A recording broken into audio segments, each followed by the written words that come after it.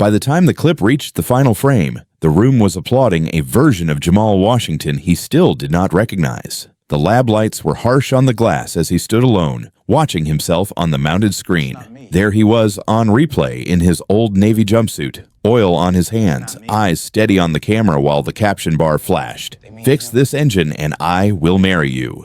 Victoria's laughter filled the speakers, tinny and distant now. The echo of the boardroom's laughter followed. Then the cut to cheers when the engine roared clean and smooth. Someone in the back of the lab chuckled under their breath. Crazy to think that used to be the janitor. Behind the glass, German engineers in white coats moved down the test line, checking the new generation of engines that carried his name on their spec sheets. A plaque on the wall read Senior Engine Diagnostics Engineer Jamal Washington.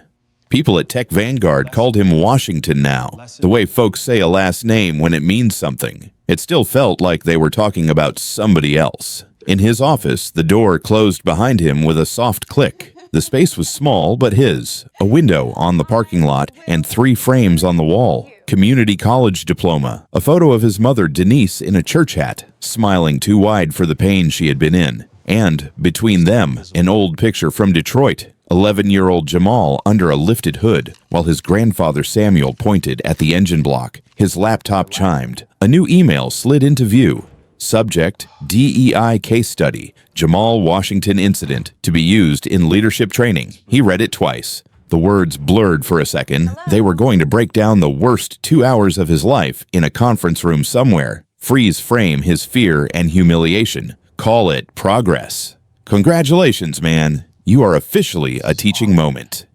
Later in the break room, 2 junior analysts huddled over a phone, the clip playing again. Look at her face when the numbers turn green. She got cooked. Yeah, and we all just sat there. I did not say a word. The sound cut right on Victoria's voice.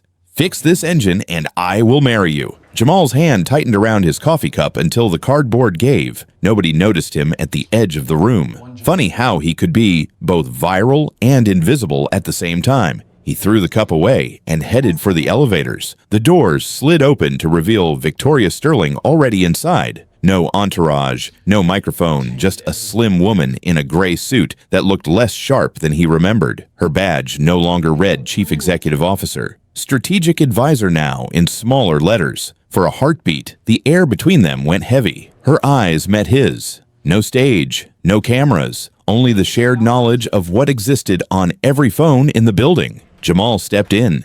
The doors closed, sealing them into a metal box with too much history. How did one ugly joke tossed out to humiliate a man who smelled like motor oil manage to reroute his whole life? The elevator hummed as it began to move, and Jamal's mind dropped back to the days when he was just the guy pushing a cart, walking past a silent engine that no one could fix. On a slow Tuesday night, with the building half empty and the floors shining like a showroom. Here, we are just shadows, man. Do not let them remember your name. Safer that way. Jamal laughed it off the way you laugh when something hits too close. Come on, Lou. You do your job right. Somebody is going to see it. Luis shook his head, wringing out the mop. Yeah, they see it. They just do not see you.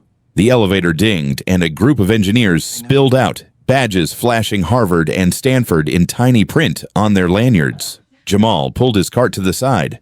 They walked past like he was part of the wall. He spent his nights rolling that cart through Tech Vanguard's glass arteries, the only sound the soft squeak of wheels and the distant hum of servers. Conference rooms were his regular stops. Starbucks cups with lipstick stains, half-eaten protein bars, whiteboards covered in equations, and sometimes, if he was lucky, blueprints. That night, there was a full spread of them on the main boardroom table. Engine schematics, AI integration flowcharts, metric measurements printed in precise German fonts. He picked up an empty cup, wiped a ring off the table, and let his eyes linger on a line of numbers just a second too long. 87.63, he murmured under his breath, mapping it in his head to inches and tolerances the way his grandfather had taught him. Whoever drew this was asking the wrong questions. He did not touch the papers. That was a rule he never broke. But he cataloged details the way other people memorize song lyrics, storing them for later. Hours later, he was back in his one-bedroom apartment, the air thick with the smell of old takeout and rubbing alcohol. The TV was on mute in his mother Denise's room, light from a medical drama flickering across her tired face. Her headscarf was back on crooked. He fixed it gently. "You take your meds, Ma. I am fine, baby. You eat." He warmed a cup of noodles, set his beat-up laptop on the counter, and clicked open a bookmarked lecture on harmonic resonance. While the professor on screen talked about frequencies and vibrations, Jamal folded what he had seen on those Tech Vanguard blueprints into the lesson, building a bridge between the world that paid him $13 an hour and the world that refused to hire him as an engineer. The next morning, Victoria Sterling arrived like curtain time. Her black town car glided up to the private entrance. Inside the lobby, the security guards straightened without even realizing it. Victoria stepped out in a navy suit, sharp enough to cut glass, red heels striking the marble in a crisp rhythm that carried up through the atrium. In the elevator, executives waited for her to speak. She did not. She saved her words for the boardroom. "We are carrying too much dead weight," she said a few minutes later, pacing in front of a slide filled with declining numbers. Non-essential roles, non-essential projects. We are not a charity. We are an innovation company. The tech press would run a profile on her that week, calling her a visionary, a disruptor, a rare female CEO in a male-dominated field. Inside the building, in Slack channels and hushed hallway conversations, people called her something else. The Ice Queen. Back on the 10th floor, Jamal sat at a tiny desktop in the maintenance office during his break, composing an email. Subject line, possible insight on engine synchronization issue. He kept the tone careful, respectful. He mentioned his community college degree one time, almost as an apology. He pointed out a potential mismatch between metric specs and the AI's assumed measurements, suggested it might be worth checking harmonic frequency at a specific RPM range. He read it 3 times before hitting send to the general engineering inbox. 10 seconds later, a reply popped up. "Thank you for your input. Your message has been received by the engineering team." It was the same automated response they sent when someone reported a broken vending machine. Down the hall, in a glass-walled office, HR Director Jennifer Walsh glanced at a forwarded copy of his email from a colleague. "Your janitor has thoughts on harmonic resonance now," the comment read. Jennifer smirked and added a laughing emoji before archiving it. That afternoon, as Jamal wiped down a smaller conference table, Sarah Kim from the powertrain team slipped back into the room to grab her laptop. She caught him glancing at a schematic on the screen. "You actually understand that stuff, do you?" He straightened. "Caught. Some of it. Yeah." She studied him for a long second. "Look, I know you are smarter than that cart, but this place, it is not fair. Do not stick your neck out too far, okay?" He smiled. "Default reflex. It is America. You do right work. Your time comes around." Sarah did not smile back. "Tell that to my immigrant parents," she said softly, and walked out.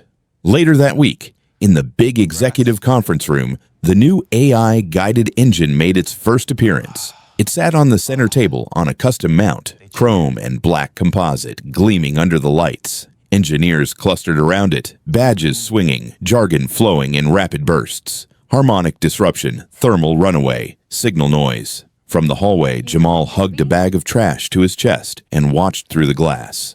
The engine looked almost alive, wires coiled like nerves, sensors blinking like eyes not yet sure what they were seeing. "If you give me 1 hour with you," he thought, "I could at least tell you what you are trying to say." A familiar click of heels approached. Victoria's reflection slid across the glass, then her actual shadow as she passed behind him. For half a heartbeat, he thought she might stop, might notice he was not looking at her, but at the machine. Her gaze skimmed over him and fixed straight on the investors waiting at the far end of the hall. To her, he was not even a shadow yet, just another smudge on the spotless floor. 6 weeks into the crisis, the auditorium felt less like a meeting room and more like a courtroom. Every seat was filled. Engineers, assistants, HR, security, even the barista from the lobby cafe squeezed into the back row. The house lights were dimmed just enough for the projection to glow harsh and unforgiving on the massive screen. Slide 1. Cost reduction. Slide 2. Non-essential roles. Slide 3. Emergency measures.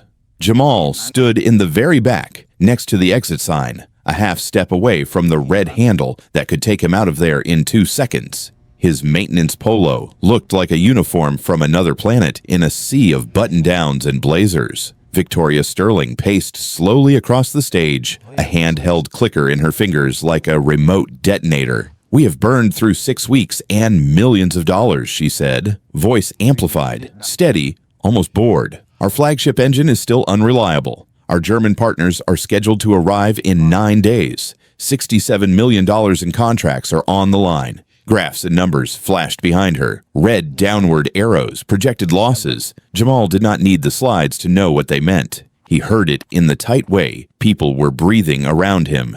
"This is not a bump in the road," Victoria continued. "This is an existential threat. And in times like this, we do not get to carry passengers, only people who can help row." She clicked again. A new slide appeared, a list of departments, some highlighted in yellow. Effective immediately, she said, "We are reviewing all non-essential roles. Those who do not directly solve this crisis might not belong in a company like this." Her eyes swept the crowd, a slow scan from the front row to the back. Jamal felt it before he saw it, the way you feel heat before you see flames. Her gaze reached the doors, passed over a couple of security guards, then landed on him, just for a second, just long enough. His stomach dropped. If they cut him, the paycheck stopped. If the paycheck stopped, the insurance went with it. If the insurance went, the chemo went. It was that simple, that brutal. On the giant screen, the engine model spun in 3D, beautiful and useless. "You know exactly what is wrong with you," he thought, staring at the rendering. "You have been screaming it for weeks." He had stayed late again last night, pretending to reorganize cleaning supplies while he listened to the test rig whine and cough through the wall. He could hear the engine trying to settle into a rhythm it was never allowed to keep. Harmonic frequency off just enough to tear it apart. He had written emails. He had talked once quietly to a junior engineer who had nodded politely and never followed up. He had done everything within the rules.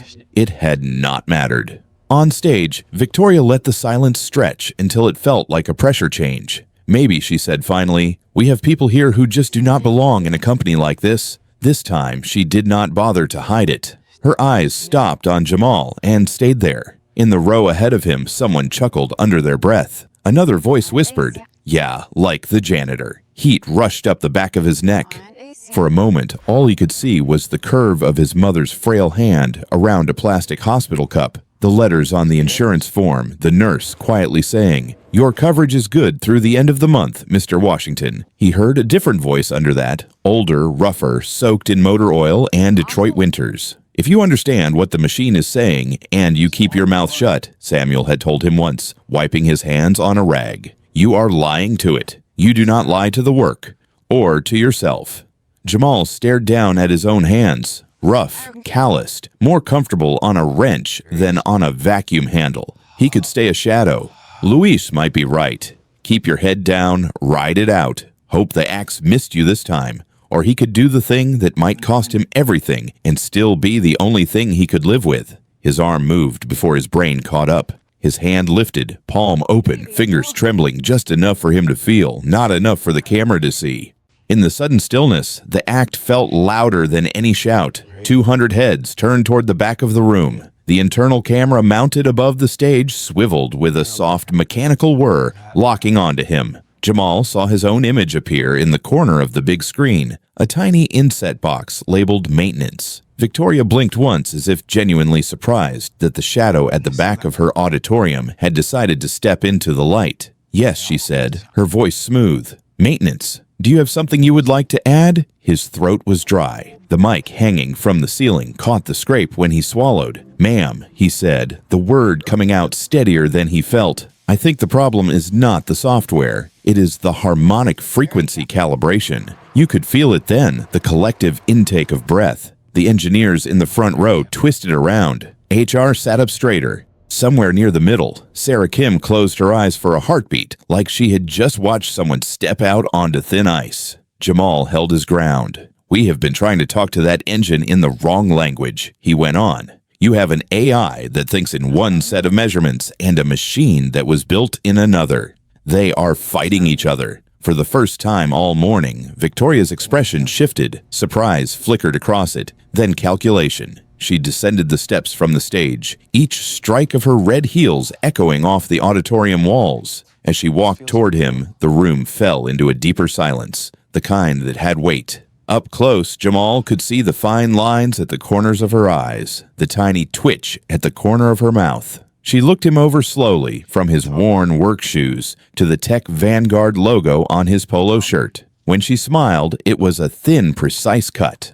"So," she said, voice pitched just loud enough to carry to the back rows, "the janitor thinks he can fix what MIT could not." Victoria let the tension hang for a beat, then turned her back on Jamal and walked toward the center of the stage as if an idea had just occurred to her. "Here's a deal," she said, pivoting to face the crowd. "Fix this engine and I will marry you. Right here, in front of everyone." The room erupted. A roar of laughter, a chorus of drawn-out oohs, the sound people make when they smell blood and cheap entertainment. Somewhere in the middle rows, someone whistled. A guy near the back yelled, "Put a ring on it then." Jamal felt the words hit him like an open hand across the face. The joke was not about marriage. It was about what he was worth, about how confident she was that he would fail. On the far side of the aisle, Mr. Harris, the older black security guard with 30 years of corporate nights behind him, stood against the wall, arms crossed tight. His jaw clenched once. A few seats over, Maria from accounting, a Puerto Rican woman with tired eyes and a cardigan that never quite matched her dress, stared at the stage with an expression Jamal recognized. It was the look of someone who had seen this game before and knew exactly how ugly it could get. Closer to the front, a cluster of younger staff had their phones out, not even pretending otherwise. "This is going to be wild on TikTok," one of them whispered. "Like, janitor versus MIT. I cannot." On stage, Victoria basked in the reaction. "You all heard me," she said, turning so her red heels caught the light. "Our maintenance consultant thinks he has solved what our world-class engineers could not. So let us make it interesting." She gestured toward the section where the German investor sat. Klaus Müller watched, impassive, hands folded. Next to him, a woman with silver-streaked hair and sharp eyes in a simple black blazer leaned forward. Jamal did not know her by name yet, but he had seen her photo in internal memos. Dr. Elena Rodriguez, Tesla legend, board advisor, the kind of engineer people wrote textbooks about. "If he refuses," Victoria continued, "he is free to walk out those doors and never come back. No hard feelings. If he accepts and fails, he will be escorted off the premises, and we will make sure the industry knows what happens when people step outside their lane." Somebody near Jamal muttered, "Dude, that is brutal." Another voice answered, "Nah, that is what he gets for speaking up." His mind flashed to his mother, Denise in that scratchy hospital gown staring at an itemized bill, whispering, "We will figure it out, baby, we always do." The numbers had looked like a foreign language. The math had not. Without this job, her treatment stopped. Without her treatment, there was no later to figure anything out in.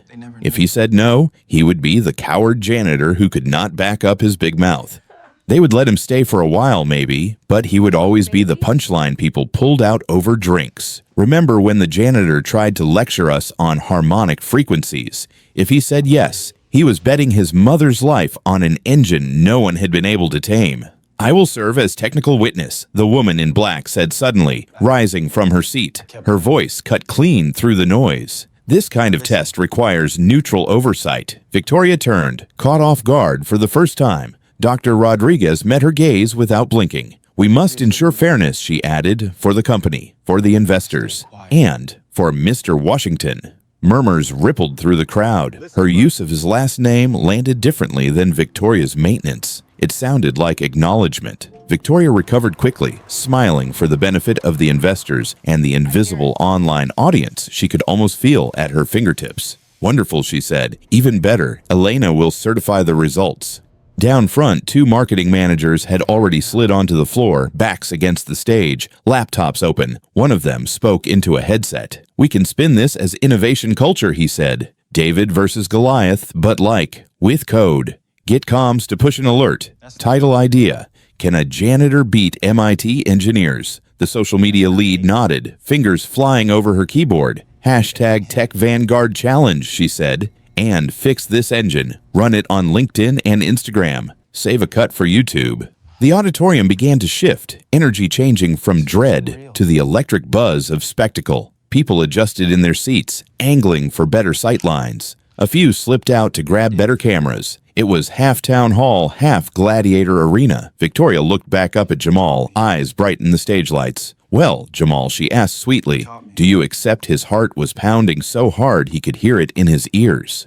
He thought of engines, of the way a motor sounded right before it seized, the thin line between controlled power and total failure. He thought of Samuel's hands guiding his smaller ones around a ratchet, the old man's voice low.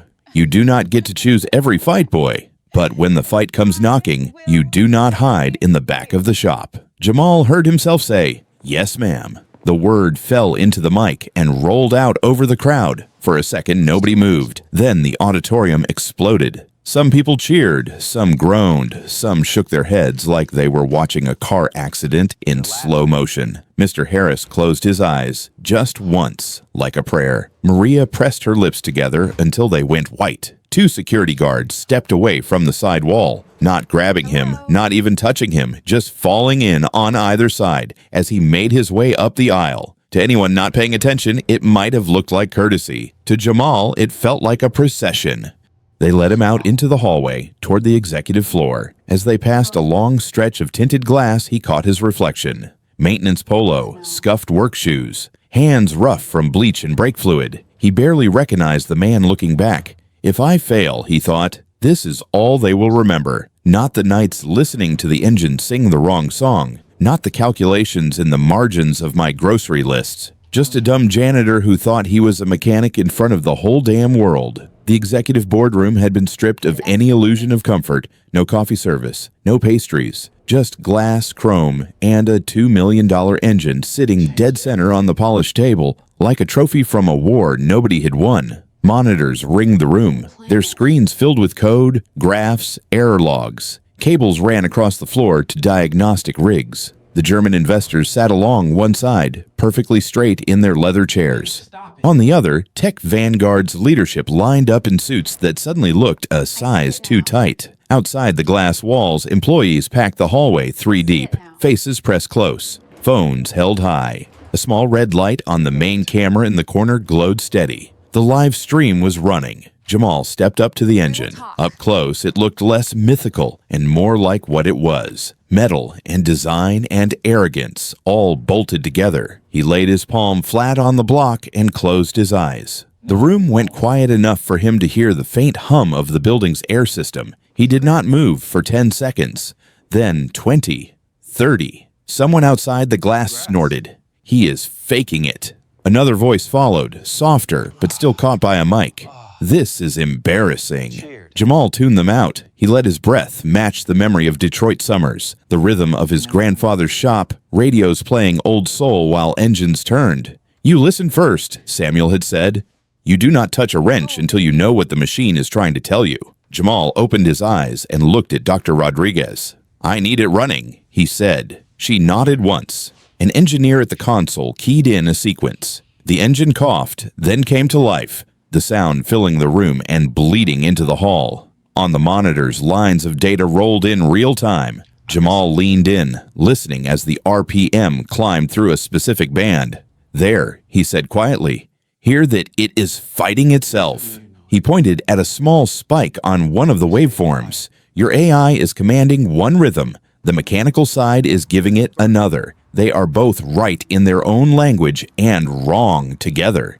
Marcus Brooks, MIT, ring flashing on his finger, stepped forward. "That is not how we do diagnostics here," he said, tight. "We do not listen to engines like old Chevys. We model, we simulate, we iterate." Jamal turned to him. "How has that been working out for you, sir?" A few people outside the glass huffed with nervous laughter. Marcus flushed. Jamal walked to the spread of blueprints on the side table, fingers tracing the fine German print. "These parts were machined in Munich," he said. "Metric specs, tolerances tight enough to make a surgeon sweat. But your calibration software is assuming imperial. Your AI thinks this crank is 3.450 inches. It is actually 87.63 millimeters. That is not the same song." He tapped the diagnostic screen. So the AI keeps trying to correct problems that do not exist. It is overriding harmony that is already there. That is your harmonic disruption. You did not build a bad engine. You built a mismatch. He could feel the camera zooming on his face, see in the corner of his eye his own image blown up on a monitor. Comments were probably flying across screens all over the internet. People pausing lunch breaks to watch the janitor lecture a room full of engineers. His voice wanted to shake. He refused to let it. So fix the software, Marcus shot back. Recalibrate the model. We do not hack hardware on a prototype at this level. Jamal shook his head. You could. It would take weeks, maybe months. You do not have that. He crossed to the parts cabinet along the wall, the one he had dusted 100 times without being allowed to open. One of the junior techs, eyes wide, swung it open for him. Inside, rows of labeled boxes and spare components. Jamal scanned them, then pulled out a small metal disc with cutouts about the size of his palm. You add a translator, he said, holding it up. Let the AI and the engine meet in the middle. A harmonic dampener, Dr. Rodriguez murmured, studying the piece. Cheap, elegant. We are not putting some garage trick on a multi-million-dollar prototype, Marcus snapped. This is not some backyard shop in Detroit. Jamal's patience cracked. Right now, he said, and his voice rang clear, your multi-million-dollar prototype is a very shiny paperweight. The words landed like a dropped wrench. Klaus Muller leaned forward for the first time, interest finally breaking through his mask. Let him proceed, Dr. Rodriguez said. No one argued. Jamal moved with a calm he did not feel, bolts and brackets giving way under his hands. He slotted the dampener into place with the kind of certainty that only comes from a lifetime of doing this with nobody watching. His fingers were sure even as his mind whispered reminders of the 2-hour deadline, the hospital bills, the live stream counter ticking up. 12 minutes later, he tightened the last screw, wiped his hands on his work pants, and stepped back. Ma'am, he said to Dr. Rodriguez, we are ready to test. The whole room seemed to draw in one shared breath. He reached for the ignition key.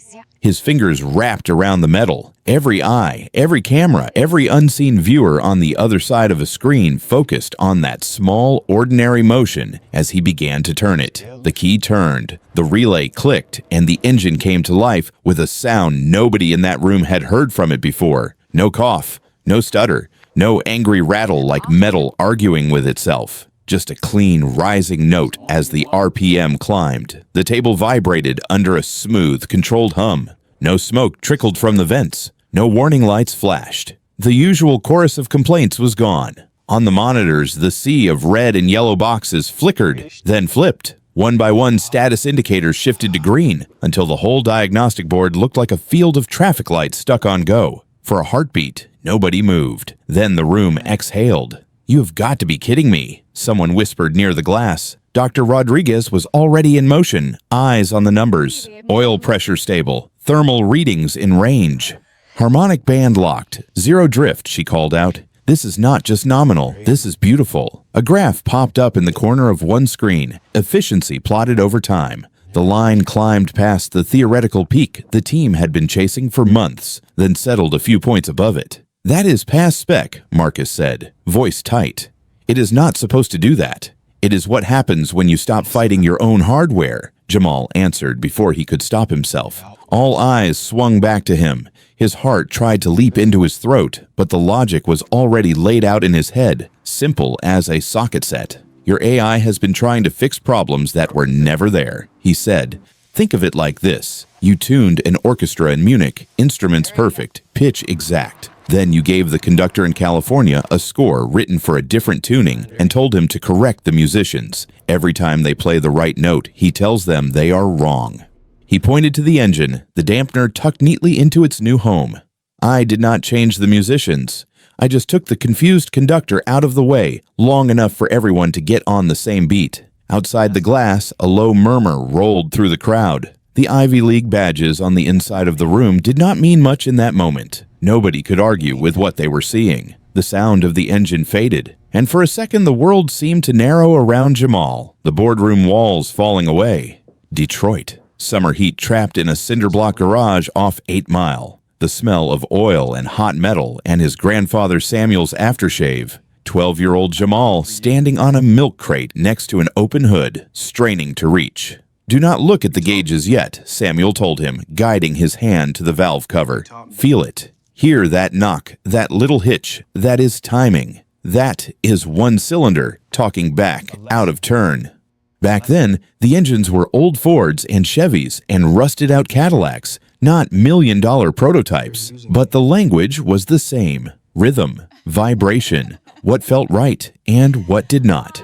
He remembered the stories too. What it was like for a black man to walk into the Ford plant in the 70s and know he had to be twice as good to be called half as smart. How many meetings Samuel had been left out of while engineers with clean hands took credit for his fixes. "Engines do not care who fixes them, boy," his grandfather had said once, wiping sweat from his brow. "They only respond to who puts in the work to understand them.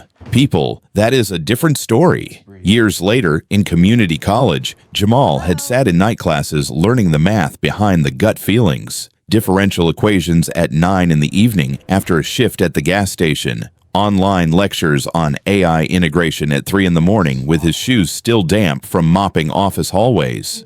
He had acceptance letters from 4-year universities once, real programs with labs and internships and branded hoodies. They were still in a box somewhere, written in the same careful font as his mother's diagnosis. Stage 3.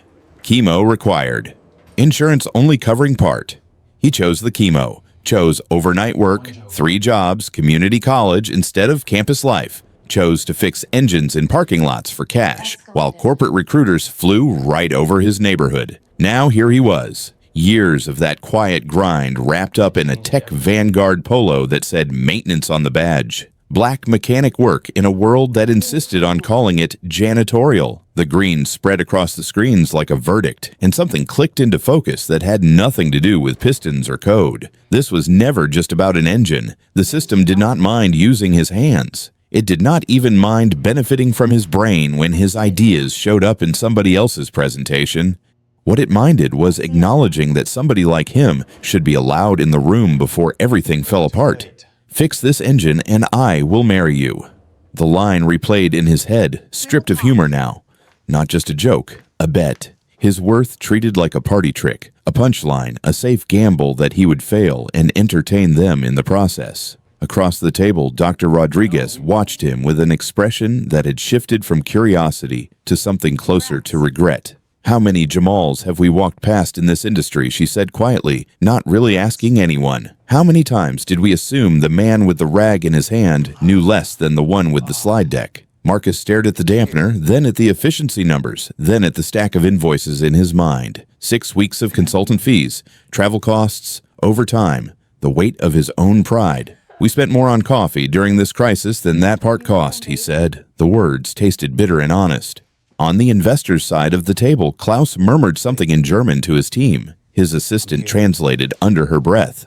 "The problem is not that America lacks talent," she said. "The problem is that it refuses to listen when that talent is wearing the wrong badge." When the test cycle finally ended, the engine shut down with a contented sigh, metal ticking softly as it cooled. The monitors held steady. No error codes, no warnings. People began to move, the spell breaking, but Jamal stayed where he was. He placed his hand on the engine cover, not in triumph, but in something like gratitude. Eyes closed for a second. "We did it, Grandpa," he whispered. When he opened them, the room was still looking at him like he was someone new. But behind the adrenaline, behind the disbelief, and the beginnings of applause, a quieter feeling settled in his chest. He should not have had to be humiliated in front of his whole company to be believed.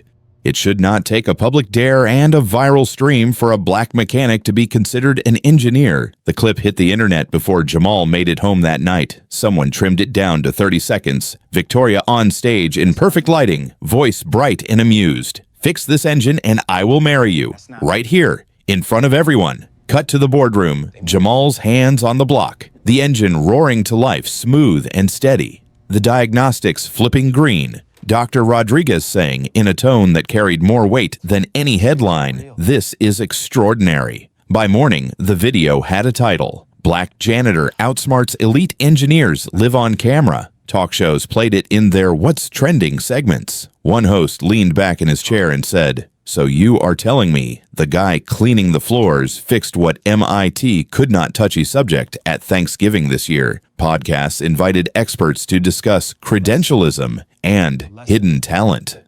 On LinkedIn, strangers wrote long posts under his name about anti-elitism and how meritocracy might still be real on Tuesdays if you squint hard enough. Jamal did not even have a proper profile photo up. Tech Vanguard got tagged in every version. Half the comments praised the company for listening to talent from any level. The other half asked the same hard questions. Why was he a janitor in the first place? How many more Jamals are you wasting? Is this a one-off apology tour? Or are you actually changing? Inside the building, the applause from that day curdled into meetings. The board convened a special committee. Lawyers started sitting in on conversations that used to happen in hallways. Someone requested all internal communications mentioning Jamal Washington, maintenance, diversity, or that engine over the last 12 months. It did not take long. Emails from Victoria surfaced, messages where she called him our diversity mascot to a venture capitalist.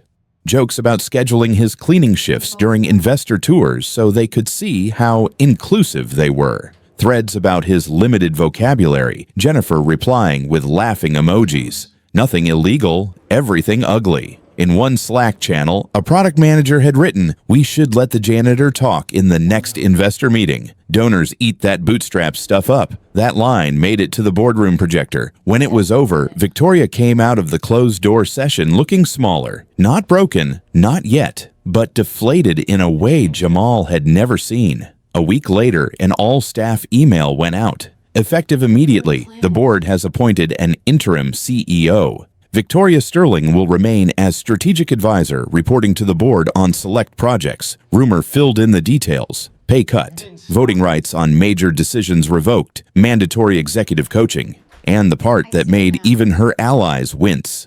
She would be the first attendee in a new cycle of bias and inclusion training. Session 1, Case Study A, featuring a paused frame of her on stage, smiling as the caption beneath read, "Fix this engine and I will marry you." If anyone laughed in that room, they did it silently. The company itself did not walk away clean. Under pressure from investors and the public, Tech Vanguard announced a slate of reforms. They sounded polished in the press release. Inside, they were printed out on plain white paper and taped to break room walls. All employee suggestions related to product or process will be logged in a centralized system and reviewed by a cross-functional panel. New internal apprenticeship tracks would open, allowing custodial staff, security, and admin workers to study for certifications in coding, mechanical diagnostics, and project management on company time. No more janitor with ideas, emails vanishing into auto-replies.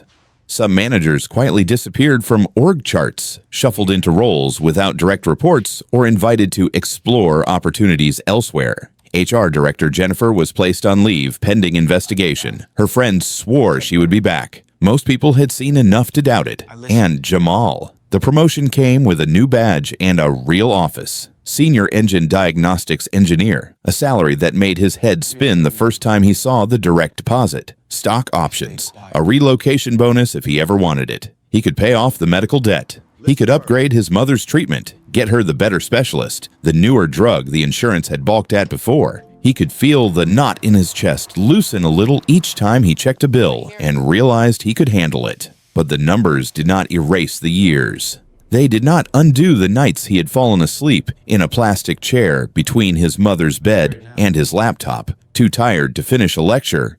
They did not rewind him back to the moment he chose community college over MIT because somebody had to work the third shift. They did not give his mother back the months she spent pretending she was not terrified every time the phone rang, in case it was the hospital asking for money she did not have. His first day in the new role, people stopped him in the hallway. "Congrats, Washington. Knew you had it in you, man. You really showed them." He smiled, said thank you, shook hands. They were not lying. Many of them had meant well, even when they stayed quiet. That was its own kind of ache. One evening, weeks later, he left late, a stack of printouts under his arm. The parking lot was mostly empty. The glass tower of Tech Vanguard loomed above, catching the last of the bay light. From the outside, it looked like every other monument to innovation up and down the valley.